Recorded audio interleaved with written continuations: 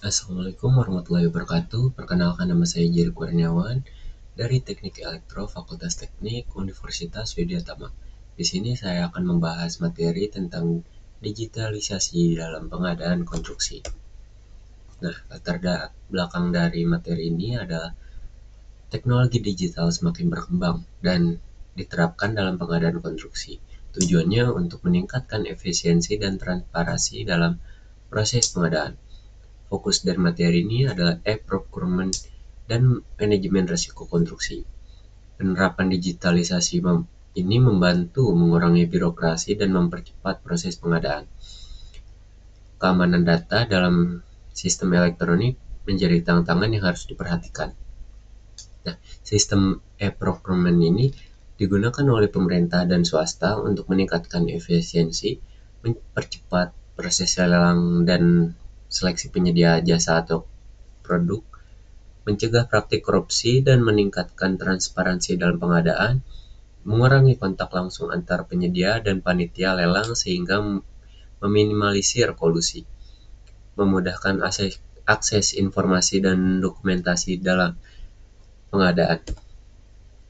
Nah, contoh platform e-procurement di Indonesia ada LPSE atau layanan pengadaan secara elektronik untuk pengadaan pemerintah, yang dimana ada mengelola seluruh proses tender secara elektronik, meningkatkan akuntabilitas dan mempermudah pemantauan proyek.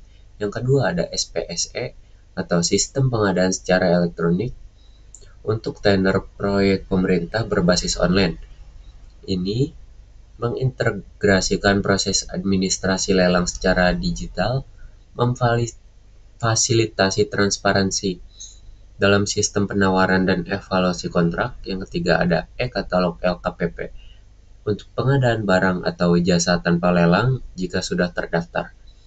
Ini untuk mengurangi waktu dan biaya administrasi dalam proses pengadaan, memastikan harga yang lebih kompetitif dan wajar.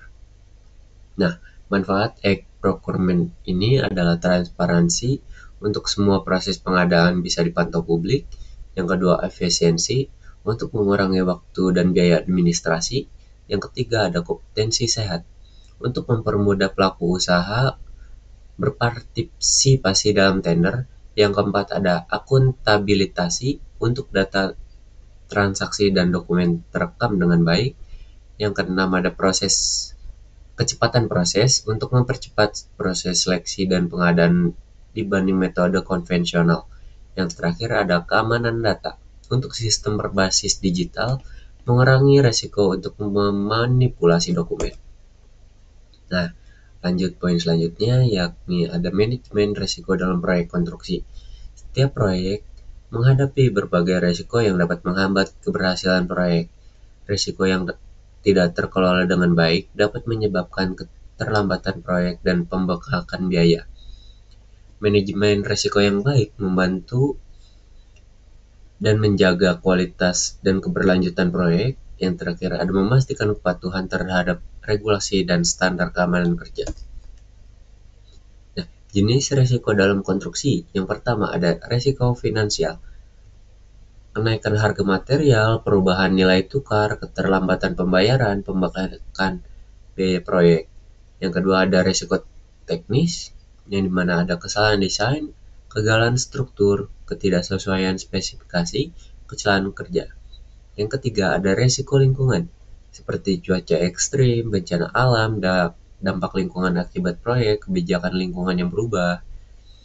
Yang keempat ada risiko hukum, perselisihan kontrak, tuntutan hukum dari pihak ketiga, perubahan regulasi, dan perizinan proyek yang rumit.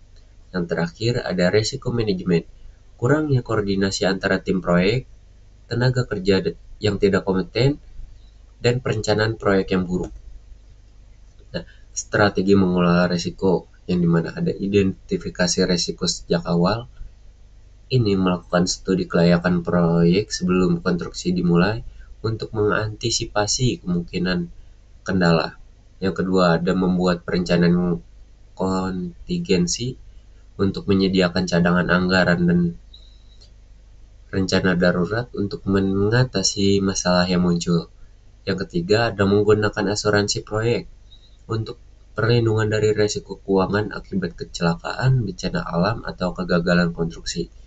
Yang keempat, ada menerapkan manajemen kualitas untuk menggunakan standar kualitas yang ketat untuk mengurangi kesalahan teknis. Yang terakhir, ada monitoring dan evaluasi berkala, yang dimana melakukan audit dan inspeksi proyek secara rutin untuk memastikan progres secara terencana. Nah, kesimpulan dari materi ini yakni ada digitalisasi dalam pengadaan konstruksi, meningkatkan transparansi, efisiensi, dan akuntabilitas. Yang kedua, ada e-procurement, memberikan manfaat besar serta mempermudah proyek pengadaan dan mengurangi korupsi. Yang ketiga, ada manajemen risiko yang baik, sangat penting untuk memastikan proyek berjalan sesuai dengan anggaran. Yang terakhir, ada penerapan strategi mitigasi risiko dapat mencegah kerugian besar dan meningkatkan keberhasilan proyek. Saran untuk materi ini, yang dimana pemerintah dan perusahaan perlu terus mengembangkan sistem e-procurement ini agar lebih mudah diakses oleh pelaku usaha. Pelaku industri konstruksi harus meningkatkan pemahaman dan kesiapan untuk menerapkan teknologi digital. Yang ketiga, ada perlu dilakukan pelatihan dan edukasi untuk meningkatkan kompetensi dalam penggunaan sistem digital pengadaan. Yang terakhir, ada kolaborasi antara sektor swasta dan pemerintah diperlukan untuk meningkatkan efektivitas dan efisiensi dalam pengadaan konstruksi. Sekian dari saya. Wassalamualaikum warahmatullahi wabarakatuh.